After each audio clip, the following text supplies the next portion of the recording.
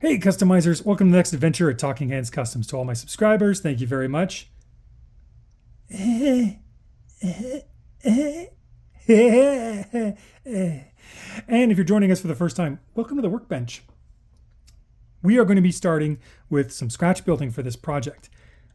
Reason why? Well, I figured what happens if you don't have the parts you're looking for? You got to make it, right? That's with all scratch building. If you don't have it, you got to make it. If you don't, especially if you don't want to buy it. Or if it doesn't exist, and that's the case here. The inspiration for this came from this little amalgamation I randomly came across while I was experimenting with different accessories on different airplanes and vehicles to see if I could make my customs even more interesting. In this case, I really like what it does on the wing. I did some research as well, and I've seen real airplanes where you have fuel tanks coming out the back like this of the trailing edge of the wing here, the back of the wing. So it's totally a legit thing. It's a little bit oversized without looking ridiculous. And I love what it does to the shape. And because it's pointy like that, it makes it look like it's going fast. There's all sorts of weird little reasons for it. And then I realized I wanted to put two on this wing, but they wouldn't fit without cutting off the one wing on the tank.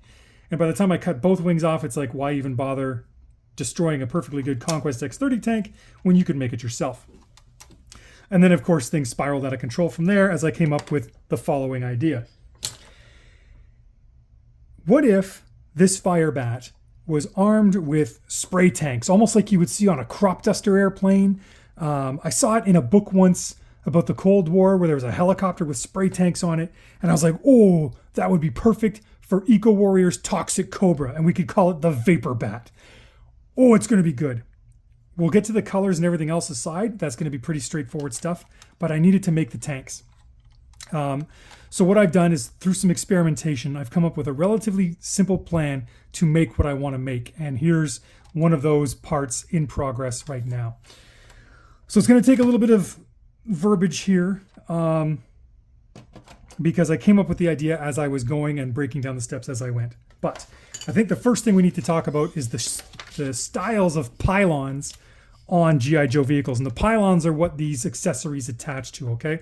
And the Firebat's perfect because it actually has the two styles that G.I. Joe vehicles have.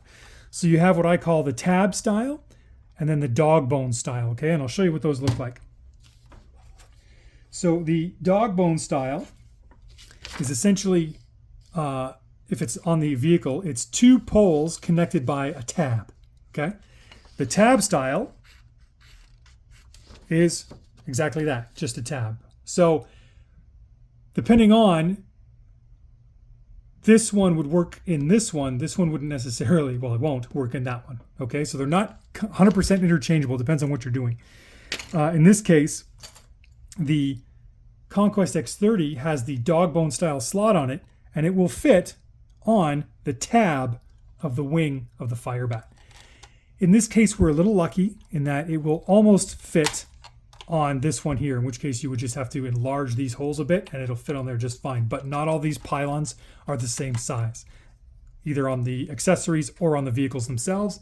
It's a pain in the butt. So in this case, because of what I'm going to do with this, in my story, this vehicle is so lethal that when it sprays this pollution stuff out of these tanks, that I'm actually going to attach two different kinds of self-defense accessories here, which should work. So I'm not going to modify anything like this, and we don't have to recreate it per se. We're just going to put the tanks on the wings. So the self-defense stuff is going to go here, and of course, as you can see, there's stuff missing here, so we'll have to make those barrels as well. But I'm going to recreate some tanks to fit on here, and they're going to be spray tanks. So hopefully that wasn't too convoluted. It'll make sense as we go if it was, okay? So with that in mind, that's what all vehicles are like. So even the Cobra Trouble Bubble, the stuff that sticks on the sides, they're tabs. Whereas the Sky Striker, it's all dog bone, okay? Now, what I'm going to do is I'm going to show you on one of these already what I've done, and then we're going to recreate it again. So this one here is a nice one. So I've got my tube here with the slot cut in it. And as you can see, pressure fitting alone, it fits nicely on there. Sometimes with customizing, you may have to glue stuff on. It's the nature of the beast. In this case, I'm going to push my luck and see if I can make it work accurately enough that I just can sit it on there pressure-wise and take it off if I want to change the custom in the future or whatever. So this will also come in handy for future projects. Depending on how this goes, I'll likely make a future episode all about making accessories to show you some other stuff that you can do to diversify the looks of your customs. So in this case, how did I get to this point? Well, what I did first was I measured the length of this tank from this line here to this line here. I drew a marker line on the tube. I sat the tube in my miter saw, or in my miter, excuse me, and I cut it off to give me the appropriate length. The tube I'm using is a 1/2-inch tube. So it was a nice good size. I had one scrap left and I had to buy some more. Always keep the label here or put a piece of tape on the scrap that you have left over and write the dimension on it because you may need to know that at some future point. Worst case, what I did is I had a fragment of tube left and I went to my local hobby store and just said, hey, I need more of this. And I just sized it up in the bag and went, yeah, okay, that's good. So also for those of you new to the channel, I love eyeballing stuff and it just happens to work most of the time. So the next thing we got to do is find the halfway point. If you're big into measuring, this is a tube. It's going to be a pain in the butt, okay? If you want, you can put it down on your ruler of choice because we know this is 1/2 inch or 12.7 millimeter. You can basically treat it like it's flat. So you want to put it down flat on a surface, look down at it from above, and find your halfway point, mark it on the inside of the tube, okay? And then go from there. But honestly, the easier way to do it to get this line on the outside is if you have some graph paper or if you want to draw a line using your ruler on there for measuring, place the tube on that. In this case, I'm placing it so that it's equidistant over the square because it's bigger than the square is. Then I'm going to take my ruler and I'm going to butt it up against the tube and make sure that it's halfway into the square like that. Okay, so now you can't really, it's hard. I'll show you again from a different angle. Okay, it's a little weird. And then all I'm going to do is I'm going to take my line and I'm going to draw it straight up the tube. Okay, go slow, go easy, and just run your marker straight up. Okay, so all I did from the side is I placed this on a square, I placed that into the middle of the square, and then I drew a line straight up and I got that line. Okay, it works. It may sound a little hanky, and for those of you who really like fine, precise measurements, that might drive you nuts. But if you measure the middle, like I said initially, that'll get you well on your way. Once I've done that, what I'm going to do next is I'm going to hold that same tube up against my fuel tank here, okay? And then what I'm going to do is I'm going to take my marker and I'm going to mark the edges of the dog bone here, okay? And the reason for that is when I sat this on the tab, I liked where it was when I had it sitting right, when I had the tab in the middle of this dog bone, okay? So that's the outer edges of the dog bone right there, okay? We should be good so far. If not, pause, go back, and then listen to it again. Then what I'm going to do is I'm going to take the wing of the fire bat, okay? And with the tab as it is right there, I'm now going to do the same thing, and I'm going to hold the tube butted up against the tab in the middle, okay? And if you want to measure it with a ruler and refine it, by all means, go ahead, okay? And then I'm going to take my marker and I'm going to mark where that tab sits. So right there and right there, okay? And you can make those lines, make them a little bit different than the first ones if you want, or if you can memorize that the inner lines are the ones you want, and there you go. So that's all I've done there, okay?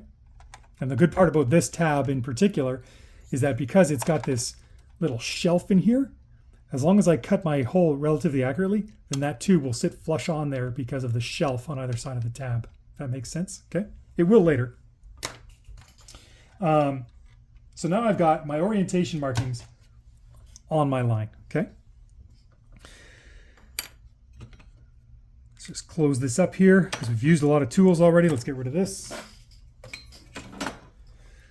So the next thing I'm going to do is I'm going to drill into there. So we've used a pin drill before, and I'll show you where that went because I still use it. Okay, so you can do it with this. It'll take more time. Okay. I've got an electronic one here. You can get it off of Amazon. It's a little expensive, but honestly, it's worth it, especially if you're doing other projects where you need to drill holes in things or rivets or whatever. So this part will take you some time, and you may have a preferred way of doing something like this if you've carved into styrene before. But all I'm going to do is I'm going to take this with a small drill bit. Should be the smallest one. Or close to it anyway. And now what I'm going to do is I'm going to drill a hole where those two inner lines meet my center line, okay? Just like this. I'm going to hold it flush down on the top, and I'm going to come down from the top like a drill press, okay? So I'm going to unfortunately block it with my hand for a sec, but I'll show you after I'm done.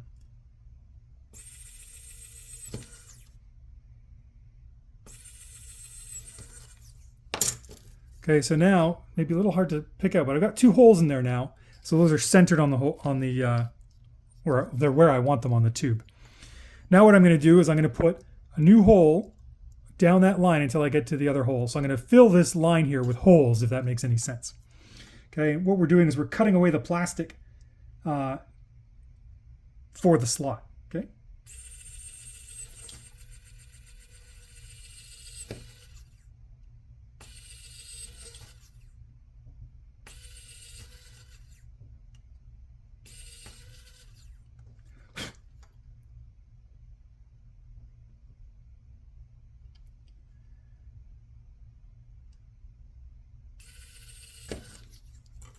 Okay, so this drill is meant for small crafts like this. If you're using a larger drill of whatever size, one, be careful. Two, you want to squeeze. This one has one speed on it, but you want to,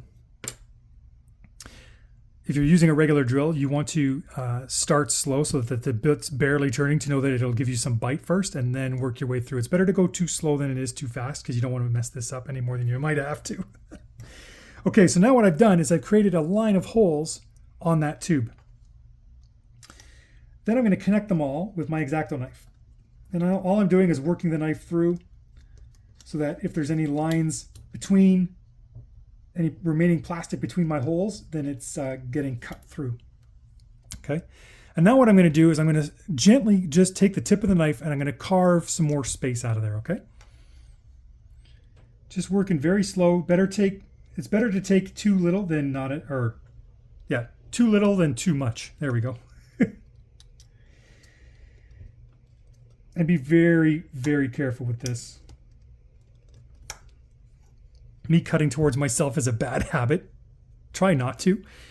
And there you go. So at first we're just widening this up ever so slightly, and we're just working our way out to a proper rectangle. If you wanted to measure the dimensions of the tab and draw those on here as well, you absolutely could.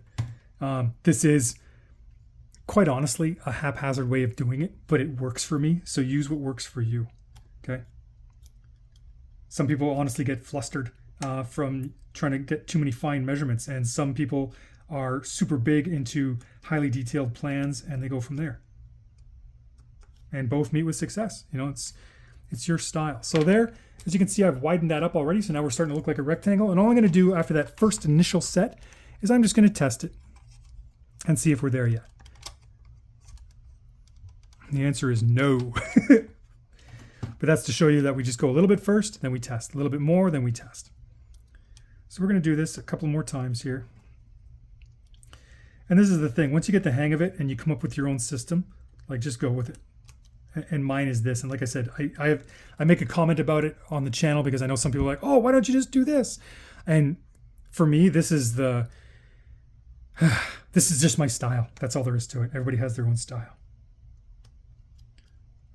Now, having said that, sometimes this drives me nuts. So if you have some super cool drafter's way, or you're an engineer or something like that, and you have some super cool way to do this, by all means, leave it in the comments below, and I will happily adopt it as my new method, way of life, whatever you want to call it. And I'm just carving into here ever so slightly. It's like I'm taking shavings off rather than actually cutting a hole per se. Okay. And there's going to be some fudge factor, right? So, you know, go slow, work your process, that sort of thing. Because the other thing too is you want to make sure that the rectangle that you're carving maintains its orientation along your center line, or else your tube's going to be misoriented on your wing. So now we're going to test again. Still need some more. So now we're getting there, and as this gets bigger, we want to reevaluate where we need to take that plastic out from. So I'm going on a bit of an angle here, so I know I need to take some off from this side here, which is now making the lines flush again, which is good. And as you get closer to the end, it's, make a couple of cuts, test fit, make a couple of cuts, test fit. So there you go. That one there, it was a little snug, but it's not too bad. I might take off just a little bit more, but as you can see, it fits on there quite nicely, and we're straight. So I'm just going to shave this up a little bit here, and let's see. Go like this. If you have a small file, I have one here. By all means, use that as well. And just keep in mind that you have to find your rhythm while you're doing this, because the file's not moving all that far back and forth because it can't. I think we're almost there. Let's try it again. Oh, there it is. Boom. Okay. So now you got to do that 4 times. So I'm going to do that off camera, and then we'll carry on with the next step. Okay, and now that we've got the 4 tubes done, they should look something like that. Or whatever you chose to do with yours, but that's taking the center span of the tanks and recreating them in tube form, and we're good to go. I'll probably do some final tweaking and some dressing off of the edges and stuff with some sandpaper and sanding sticks, but we're good to go. So while I'm waiting for the next decision point, what I'm going to do next with these things, I have a rough idea, but I'm still fine-tuning it, if you will. What we're going to do is some concurrent activity. Get some other stuff done at the same time. And there's something I want to try out with you here, fresh, to see if it will indeed work. And for those of you who don't know, there are 2 lasers that have to go there. But if you read the file card, or data, or whatever, for the Firebat, it actually is only supposed to have one 7.62 millimeter minigun. So I'm going to check something out here. And the cool thing is that these types of accessories can have 3, 5, 7, 6 barrels to them. So I'm going to cut up a bunch of little pieces here and do a little test to see how far we can take this. And I don't mean like giving it 27 barrels, but to see if we can make a good one. And not all G.I. Joe plain weapons are of the single barrel variety. I just draw your attention to the Rattler. I almost said the Raptor, which technically exists in the G.I. Joe universe. But anyway, I digest. So there's 5 pieces there, plus a central rod for them to be mounted around. And this is going to be pure experimentation here as we do this. So I'm just going to glue these on and see what it looks like.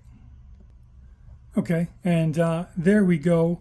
This is just a rough, like a proof of concept, if you will. So there's 5 styrene rods glued around a central rod, all of the same diameter. And when you hold it up, it actually goes pretty well for scale for that item there. So I'm going to wait for this to cure. And then I'm going to see if I can fit it inside a pre-existing styrene tube, or if I have to do some modification. So this is going to take a little bit. So we'll just use the magic of technology and come right back to it. Okay, so after much test fitting, and let's get this back on here,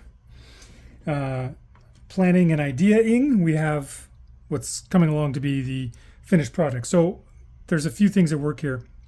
The first thing I did is I took, after some trial and error here, I took some 5/32 tube, okay, and I glued 5 pieces. I cut pieces, about that long. Doesn't really matter. Depends on how long you want to make this thing.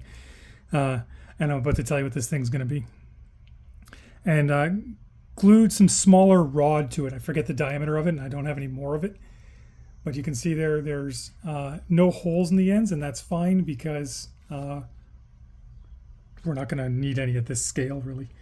So And in this case, my big concern is making something that's to scale with the fire bat. There's suspension of disbelief, and then there's what were you thinking? And we want to avoid the what were you thinking thing, so that way, regardless of what you do with the paint and everything else, that things just seem to jive and work.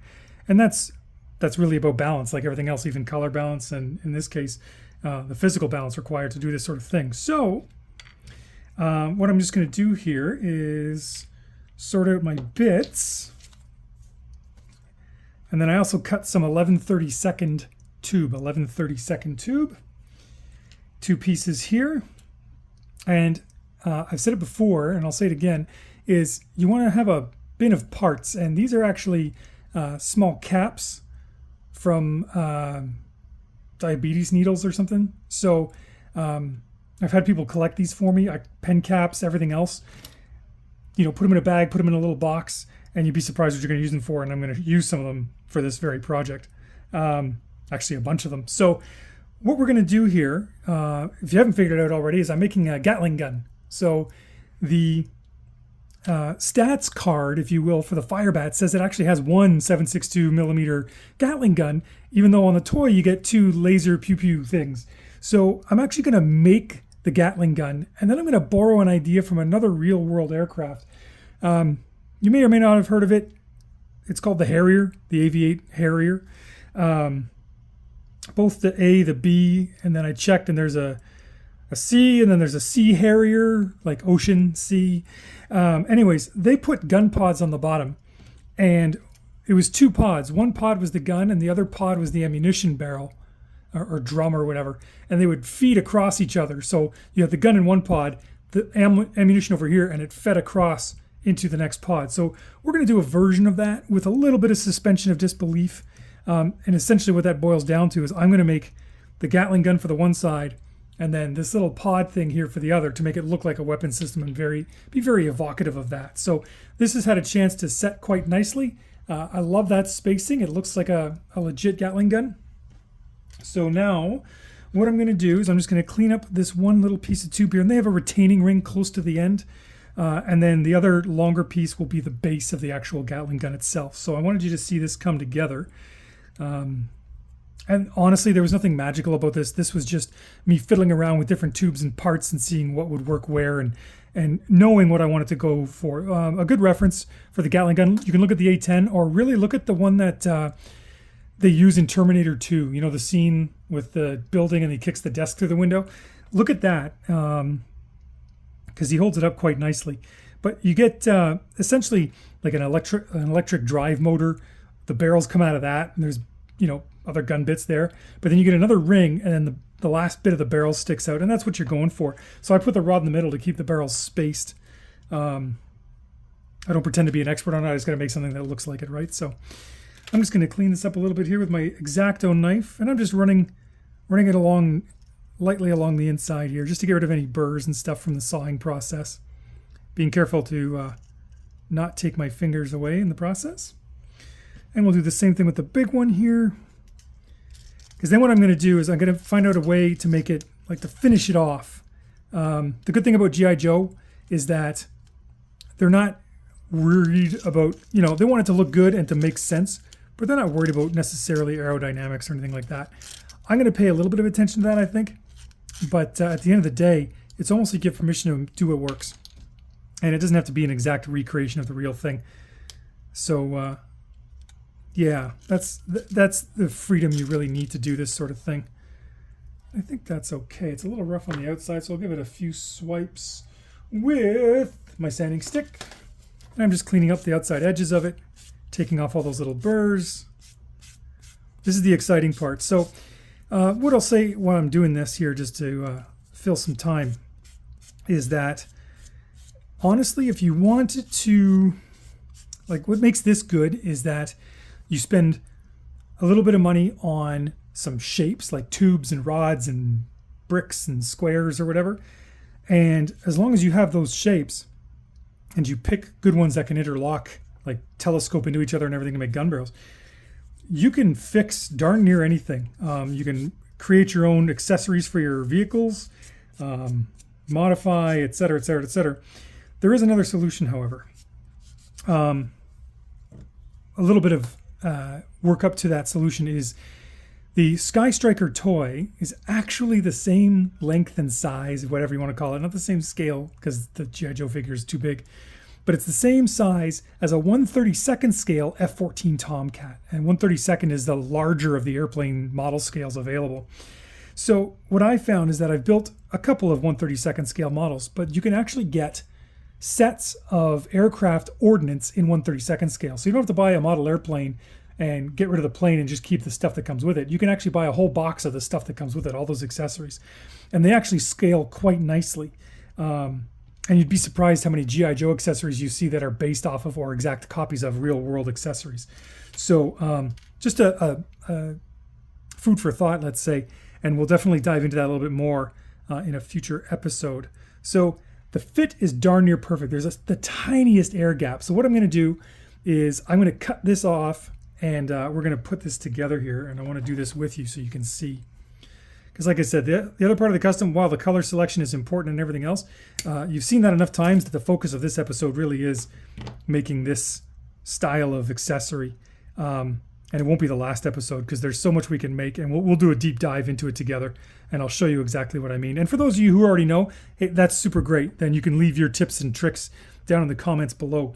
But this one really is for the folks that have never done this sort of thing before, and quite honestly may find it intimidating, because at first, all you see is the finished product. You don't, you're not necessarily aware of the what went into it, and it can be complex. I'm just fixing one of the barrels here. I don't think I put enough glue on it because it's, quite freely moving. They can be quite complex.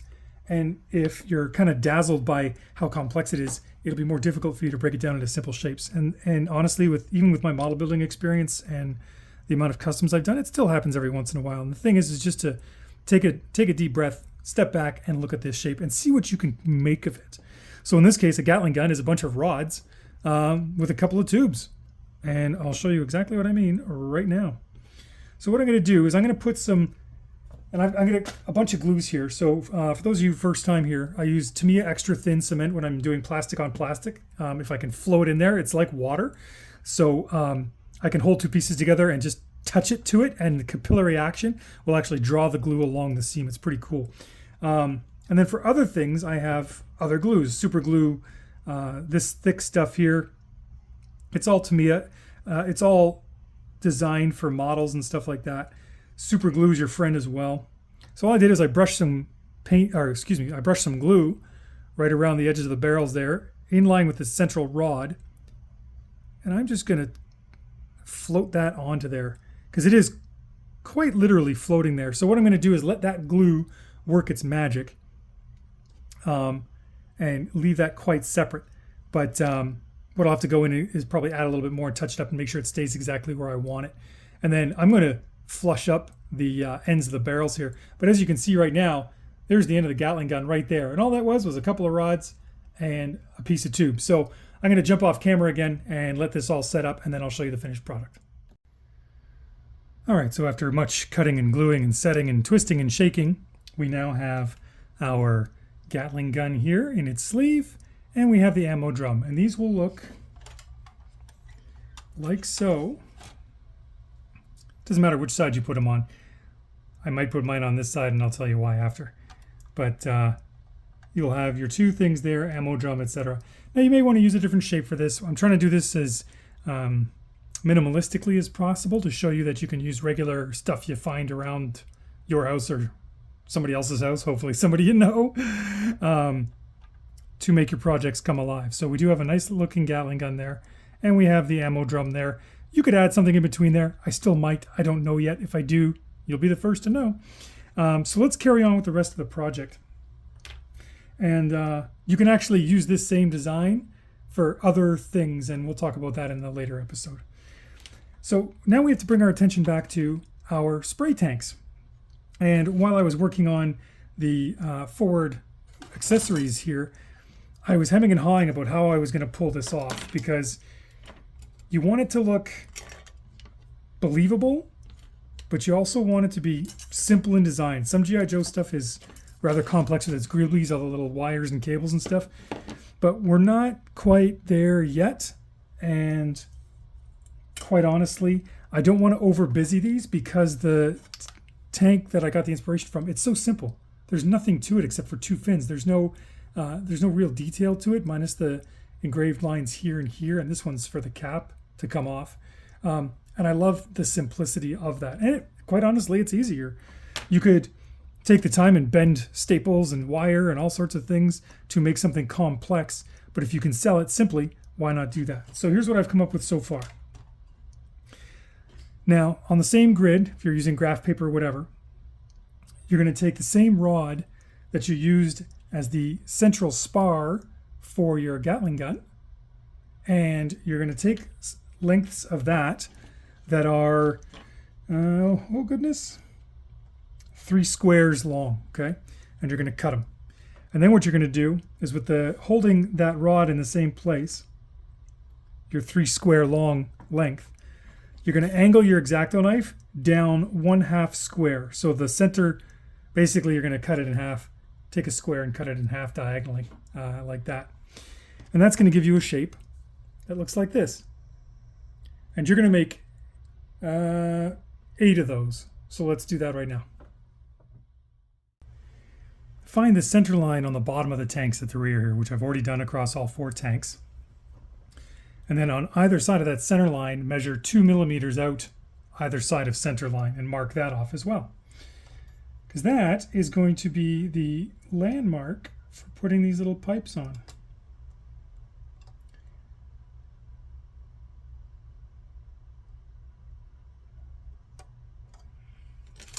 So it will look up close just like that. You'll have 3 hash marks, center line, and then the other 2 hash marks on either side will be the boundaries for you to put these little pipes that we just cut 8 of all together.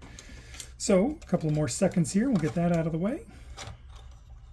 I'm leaving the tubes on here because quite honestly, if your initial measurements were wrong and that you magically got the tubes on here, sometimes having the tubes in situ will actually help you work out your problems and your measurements a little bit better. It could help. I mean, you got to use what works for you, right? These are all tips and tricks. These are not thou shalt, whatever, because that's just crazy talk.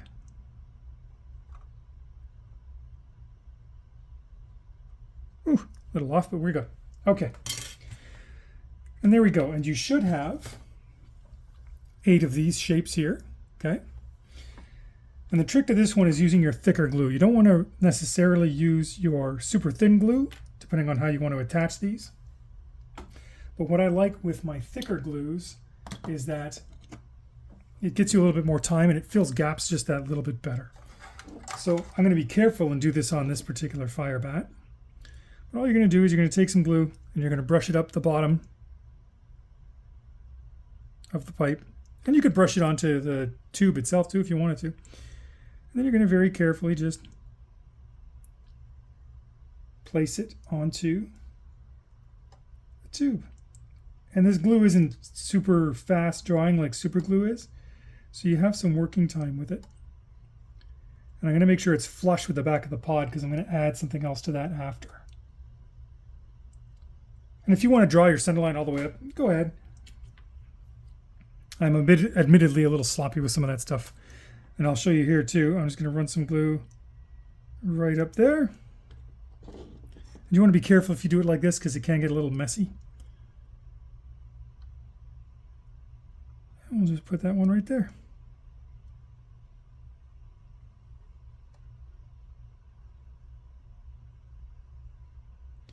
Just like that. So now you've got your basically the spray parts of the tank. So what I'm envisioning is once I get a cap on here is that these 2 tubes will be where the toxic pollution stuff sprays out the back there. You could go crazy with this stuff. I was even toying with the idea of adding some fins on the tanks, which I still might, depending on. We'll see how that goes. But I'm still trying to stay, true to the original reference of keeping it relatively simple. Like I said, you can get as complicated as you want, but by the time you get all this stuff on here, and of course it's not going to sit on here now, But stop moving. There we go. Once you start getting all this stuff in place, it is going to look rather busy. So the choice is yours. And the nice thing is I'll be using these plastic caps for everything, so it'll also be unity across my different accessories, which is nice. It's not required, but it's nice. So yeah, I'm just going to keep gluing these here. And we'll get this finished off. And there you go. And just like that, you have spray nozzles for your tanks. Now, the back of these tanks, if you don't have good-sized caps, then what you want to do is take some of your sheet styrene and basically cut discs for it there using either your favorite circle template or tracing a circle around, or even cutting a rough shape out, gluing it onto the back, and then trimming it around the tube with your X-Acto knife. I recommend doing, if you have to do that before you add these bits on. What I'm going to be doing is shoving these in the other way, so there'll actually be a little bit of a hole in the back, which is kind of neat. You could pretend that you could jettison these after they're empty or something like that, But either way, mine are going onto my missiles here. And I'm just going to flow some super thin glue in there. If you don't have super thin, or that's all you got is super thin, honestly, it's fine. The reason why I have some of the resources I have is, quite honestly, I've been building models for a long time. So use what you got. Don't ever try and keep up. I mean, I know some people have access to certain tools, others don't. And that's why we're trying to do things the way we are, is to keep it as simple as possible. Everything from design to manufacture to parts you use. I mean, if you had a treasure chest full of G.I. Joe accessories and stuff, sky's the limit, and a lot of the stuff's already pre-made for you. But if you get some raw materials and you can make stuff from scratch, well, you're kind of upping your game a little bit here, and certainly opening yourself up for some creative freedom. And actually, I used my other two caps on this, so give me 1 second. I'm going to grab some other caps. There we go.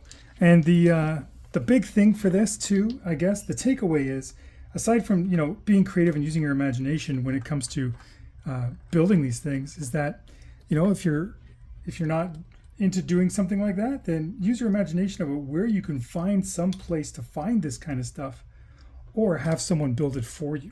And while that may sound a little weird, sorry, I'm getting out of camera here, out of frame. While that may sound a little weird, the whole point is that, let's say, for example, you're near a machine shop or something like that, and you can have somebody turn something for you on a lathe or something, then go ahead and do it. Like, why not? There's nothing saying you can't. Nothing saying you can't at all.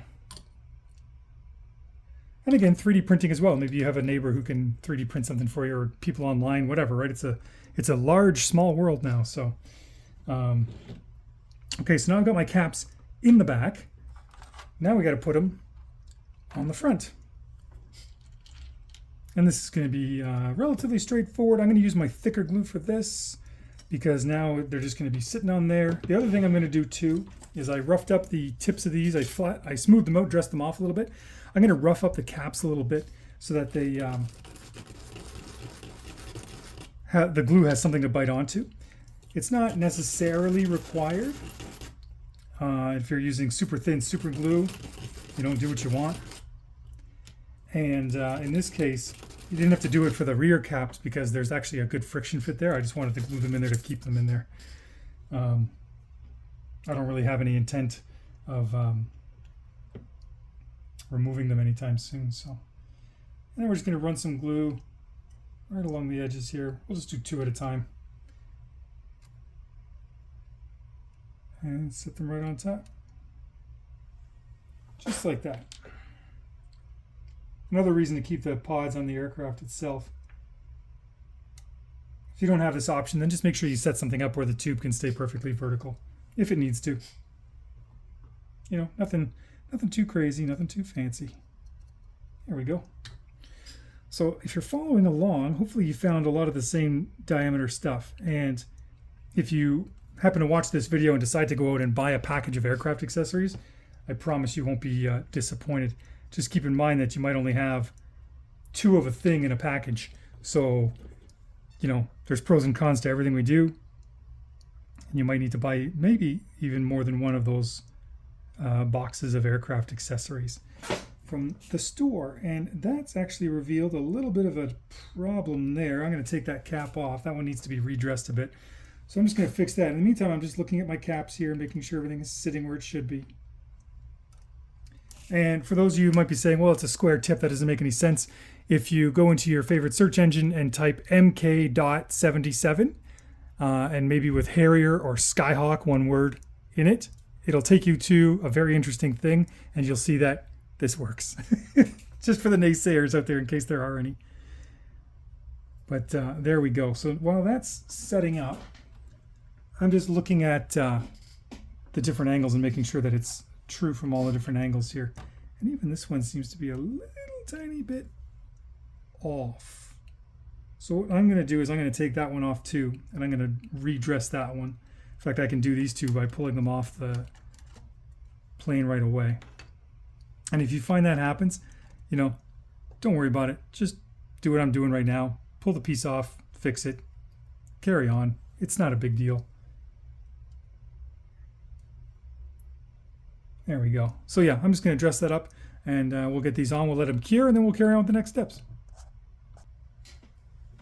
Okay, and now with that done, you can see here we've got some nicely built spray tanks. You could add fins to these if you wanted to. I cut some just as a little trial. It's strip styrene with just one corner cut off.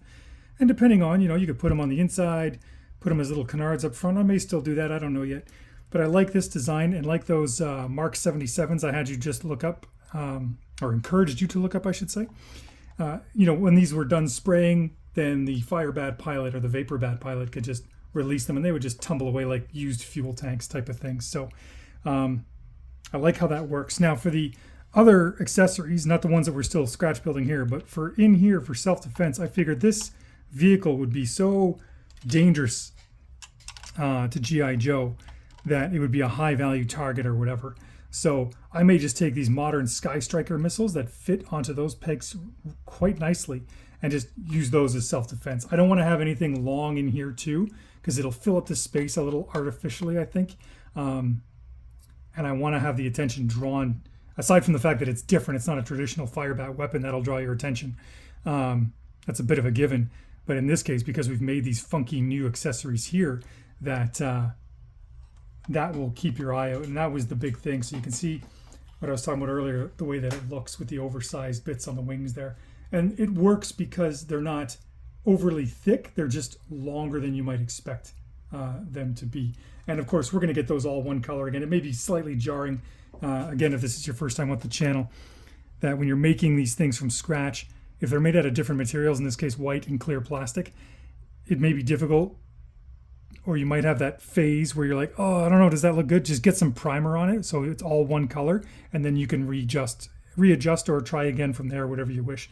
But don't get flustered from not being able to see the whole thing when it's in its original, like its initial constructed form. So right now, that's what I'm looking at for a loadout. But just as an example here, these missiles I got off of Etsy, and they're Stinger type missiles, but they actually have the dog bone type attachment point, whereas traditional Stinger missiles have the slot or the tab type.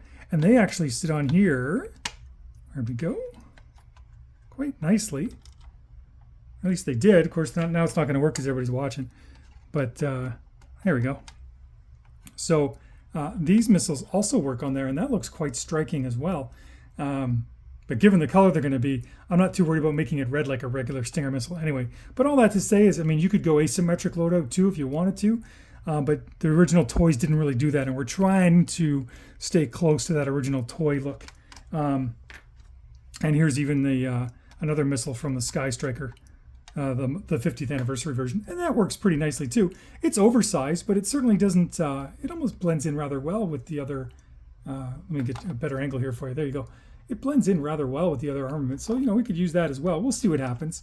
I kind of like the sidewinders though because they're smaller and they just kind of tuck in there nice and neat. So we'll see what happens. Again, I always reserve the right to change my mind on the final reveal, right? So now that we've done those tanks, we need to get, and while they're curing, we need to get these attached to the Firebat hull or fuselage. and I need to finish off the back of this. So I've been toying with some ideas. One of them is to make it kind of like real life, where there's almost like a drum shape on the back that's asymmetrically attached to the rest of the weapon. And then I would just fill that in there and do that sort of thing. But I'm still hemming and hawing about it, and I haven't been able to find anything that's common. I could find a piece in my model kit stash to do that, but not everybody has a stash of model kits. So I'm still bashing that around in my head. But in the meantime, what I can do to be proactive is create the mounting points. I could just glue that onto the fuselage with Gorilla Glue or something like that, but I want these to be different color. And because these are removable, I'm going to try and make these removable as well. Now, the trick with that is, quite honestly, I need to make a tab for this piece here. And what would make the most sense is to drill a hole for it and then put the tab inside it. So I'm actually maybe going to try that, because if you just create a tab and glue it onto the outside surface, it's going to be a relatively weak joint. So if something bumps it, it's going to snap off and you're going to have a piece. I mean, you'll be able to likely get it out, but if not, then you're kind of up a creek. So I'm going to try and create a tab for this out of just probably stacked strip styrene, and then I'll show you the end result for that one. As we carry on here, I've got some strip styrene, I've got some tubes, I've got some square strip, thicker strip styrene here. And what I'm doing is I've cut off the inner tube, so to speak, of the Gatling gun here that we're working on. And what I'm doing is I'm creating this blocky piece here, is almost like the electric motor part of it. And now what I'm going to do, and that's just two, as you can tell by the discoloration line there and the glue line, it's just two rectangular rods, oh my goodness, glued on top of each other. And then in my miter box, you can see here in the X shape that you can cut angles. I just used the angle there, and then I rounded it off with my sanding stick just to get rid of those harsh corners. If you haven't seen any of my other episodes, because all this stuff was injection molded in plastic back in the day, there's not really any super sharp corners on things for safety reasons or whatever, who cares. So because styrene comes with such sharp corners, you want to round those off ever so slightly with just a nice smooth sanding stick. You don't have to hit it with like a 60 grit sanding paper or anything like that. But the end thing is going to look like this. But what I wanted to show you as I worked on this part is that I'm actually going to take a piece of this diameter of rod, and I'm going to wrap it in sandpaper and gently instill a little curve to the top of this piece. The reason being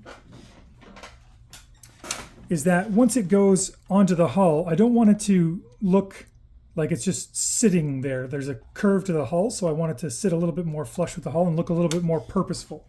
And you'll find that when you're making certain things, you may want to do that as well. At the end of the day, it's up to you, like everything is. But in this case, adding in that little curve there will actually help sell the idea as well. The other thing I'm toying with is that with the gun and ammo pod being side by side, about whether or not I'm going to make that connecting belt there, or just you use your imagination and the belt feeds through the fuselage of the airplane. It may sound like we're getting a little bit involved with the technicalities of it, and in some cases we are, because we want it to look cool and be somewhat believable. There's always going to be suspension of disbelief and always using your imagination because it's G.I. Joe. But once you get into it, it's kind of addictive and hard to stop doing it. And then how far do you take the idea, which you're going to see me work through here in this episode. So I'm going to get that curve imparted in there, and I'm going to show you what I mean after it's done. Okay, so now I've done my off-screen work here. I'm going to show you what I did. So just like we made for the spray tanks, I found a center line on the barrels, part of the Gatling gun. And with the same tools, the drill, a knife, and a file, I carved out that rectangle. That's going to be where we're going to glue our pylon into. I've taken flat strip styrene and cut out what I measured to be 5 thicknesses worth of sheet to fit into that slot. And how I did that was I cut out scraps of this same material and just kept stacking it until it would stick into the slot. That's all it was. It was just trial and error. It didn't take long. And we're settled on 5 thicknesses for now. So now what I got to do is I got to turn this into a solid block. And it's called, what is it, laminating, layering, something like that anyway. Either way, it begins with an L. And now we're just going to get these pieces on here. It's going to be a little finicky, and that's just the nature of the beast. But now that I've got 2 there, it's a little stronger. And all I'm doing is I'm using Tamiya extra thin cement here. And we are sandwiching them all together, trying to keep them as flush as possible. Okay, there's 3. Another dab of glue. And there's 4. Oh boy. You could use tweezers for this, but I'm a glutton for punishment, so there's number 5. I'm going to do our best to make sure that the slabs are as flush as possible here. Sometimes the super thin cement dries too quickly, and you'll need to do it over again, and that's just normal. Could you use a thicker glue? Sure. Will it get sloppy? Probably. So let's employ some tweezers here, and I'll show you what we've done. So there you go. There's 5 pieces of styrene strip glued together to make a larger tab. And all I'm doing now is I'm just applying pressure to it on either side, so that way it can be as square as possible. And I'm butting it up against the tweezers because that's a, oh boy. I already had a piece come off. That's just the nature of it. So it's going to be finicky as heck. Don't lose your patience with it. Just understand, like I'm preloading you for success by letting you know that this is going to be a pain in the butt. If you happen to have styrene rod that thickness already, then by all means just cut yourself 2 individual rectangles or whatever shape you need. But in this case, it was in the planning and building phase. I still have some fins cut for those spray tanks, and I wanted to show you that you can use the same styrene to make multiple things. This is really showing you the versatility of the material. You don't have to get 45 different sizes and shapes of styrene to do what you want. And now what I've done is I've just flowed some Tamiya extra thin along the edges here, and it'll actually be drawn in between all of the pieces to sandwich it together. So now I'm just trying to square it off a bit. There we go. And it'll look like the camera's going to pick up. You see how it's not 100% even there. We're going to sand that down a little bit. And once we get it shaped and into our accessory here, you'll see that it'll work just fine. And yeah, some more shaping and addition. So I'm going to get that done off camera and we'll go again. Okay, after much sanding and gluing, we now have 2 accessories with tabs in them. Let's get the focus here. Okay, and those are the pieces that were all sandwiched together. They've just been sanded and smoothed together and test fitted. Because this is honestly a case of sand and test and sand and test and sand and test until you get it just right. So in this case, there's the slot there, there's the tab there, and there it is. And like I said originally before we started this, you could glue this on without the tab. But at least then what I can do is I can take it off if I want, or change it up if I need to. Either way, it gives me the freedom of having it act like a real accessory. And you can see that it fits quite nicely in there.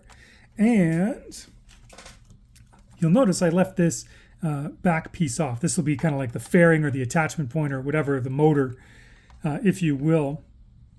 And it's going to be glued on a slight angle, so that way the curve that we put into it will actually rest up against the hull. I didn't want to have it necessarily in line with the way the accessory itself mounts. So now I'm going to attach that, and it's going to stay on the plane for now, so that way it cures in place, and then I'll be able to remove the whole thing. And the same thing here. This is just setting up and curing right now, but then this will go on the other side right in there, and we'll be good to go. And there will be your forward accessories with the Gatling gun and the ammo drum. Okay, so let me get that set up and we'll carry on with the next thing.